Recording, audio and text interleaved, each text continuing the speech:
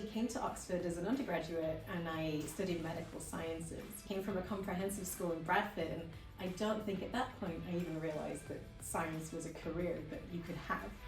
I really like to discover things in nature, and I really wanted a microscope, for example, when I was a kid. Unfortunately, I couldn't have it because it was just not something we could have as a family. I went to do a master's degree in France, and there's when I really discovered science at a high level, because science in France was very different than in Ecuador, and I had a chance to come here and do science even in a different level. I think on the one hand, kind of doing work that I know is helping people and will build a foundation for better medicines or better technologies to help human health and human flourishing is really important. And the other thing that's always for me gone really closely together with that is I just think proteins are really gorgeous and they're really cool and they're amazing machines. Helped my childhood. We were always pushed as girls to be more inquisitive in science. Both my parents were pharmacists as well, so the chemistry kind of comes naturally in my family. So actually, I wanted to be a medical doctor first before I became a scientist. But then actually, when I was doing science at university, I completely fell in love with the research aspect of it. And I knew that research science was actually what I wanted to do for the rest of my life.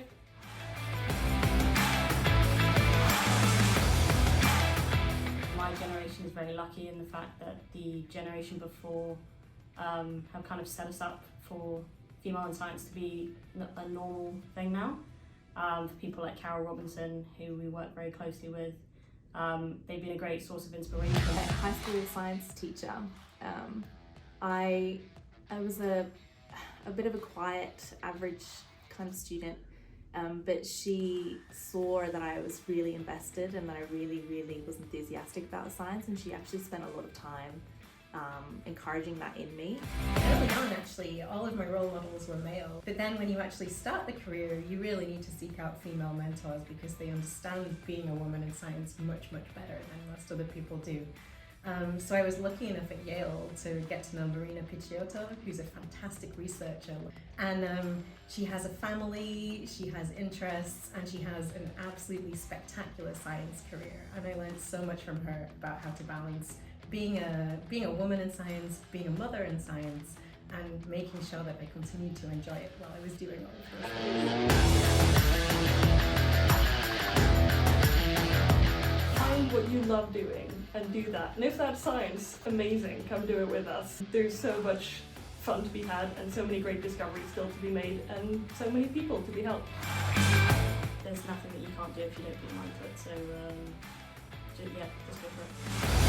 Such a privilege to be able to work in a field where literally you're just trying to improve the lives of people with some terrible diseases. So it's a lot of work, but it's super enjoyable every day, and I couldn't imagine doing anything else.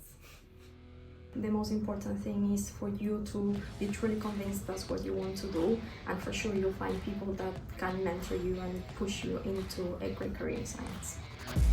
There are so few jobs in the world where you get to walk in and ask a new question pretty much every day. And it's those things that keep me going when it's difficult. So it's hard. You've got to find people who are going to help you, but it's totally worth it every single day.